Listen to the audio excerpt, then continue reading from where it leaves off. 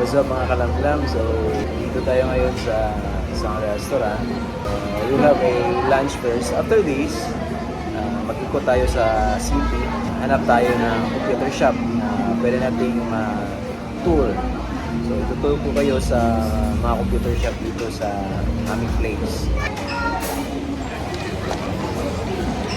So, kain muna kami dito lunch. After this, we will do the search for the computer shop.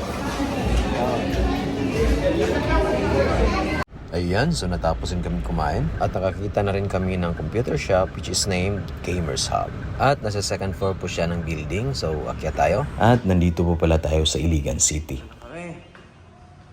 So, nandito tayo ngayon sa Gamers Hub mga kalamlam. So, Gamers Hub ang name ng home shop na ito.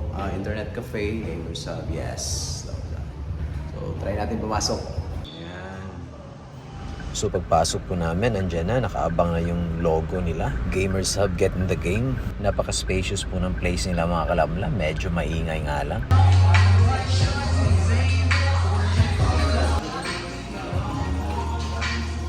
So, I think dito, nasa around 50 units ata yung mga regular PC nila. At ang mga kadalasang nilalaro po dito ay Dota 2, Valorant, at meron din namang nagna-Knives Out at Roblox. So actually, gusto ko talagang magkaroon ng ganitong business. But since kapos pa tayo sa budget, yung pisunet lang muna ang meron tayo. But hopefully, sana magkaroon rin tayo ng ganito. Siya nga po pala, ang lamig nila dito ay sakto lang, tamang-tama. Pwede ka nang hindi magdala ng jacket. Malinis din siya at hindi maamoy. At meron din po pala akong nakitang estudyante ko nono. Ito yung kalbo. Sir! Ang upaw. Sir! Ala! Sakpan yung upaw. Nalay ka ng sir. Ha? Nalay ka ng sir. Ipangita ulit ka. Pakita ko di mo sir. Sakpan ang upaw. Sakpan ang upaw eh.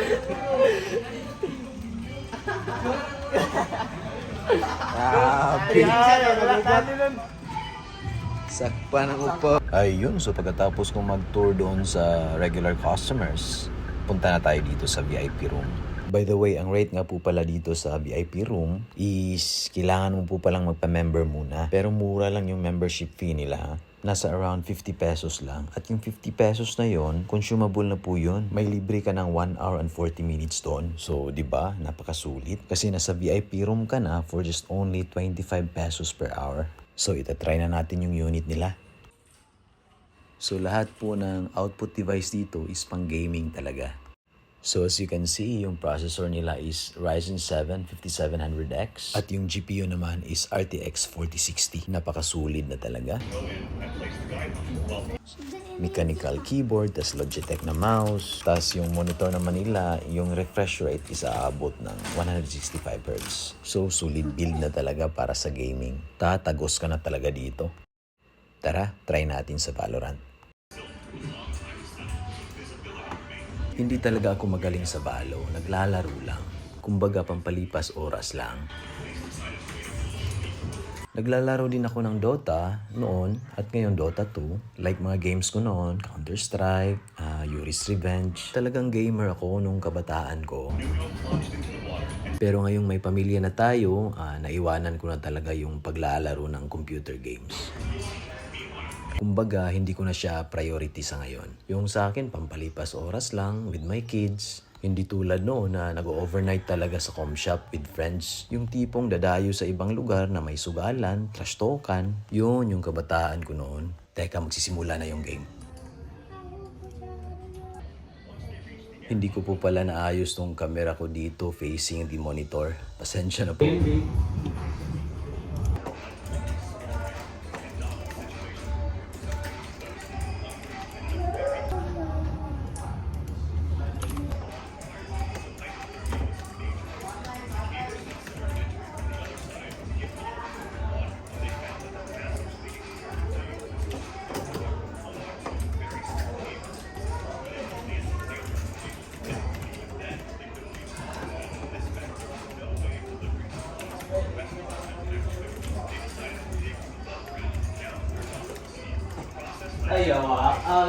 Ayun, one man down.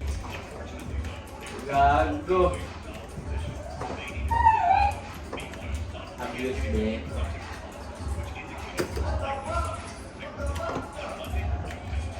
Ugo na kauban.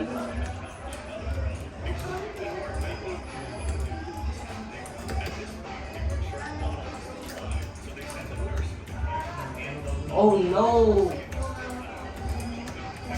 Oh,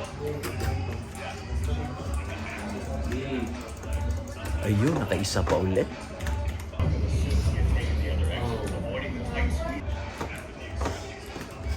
ugo. Ayun, panalo tayo sa round 1. Nakachamba pa yung tito nyo. So ganito lang po talaga ako maglaro. Medyo slow hands talaga. So ayun mga kalamlam, hopefully magkaroon rin ako ng ganitong business. Kasi ito talaga yung pinapangarap ko noon nung kabataan ko. So sa ngayon, itong pisonet ko lang muna, but I am still dreaming of having this one. Huwag lang tayong tumigil mangarap, makukuha rin natin to. Like eto, yung mga ganitong setup, yung pangmalakasan talaga. Kahit nasa around 30 units lang at aircon, yun talaga yung gusto kong makamit sa buhay.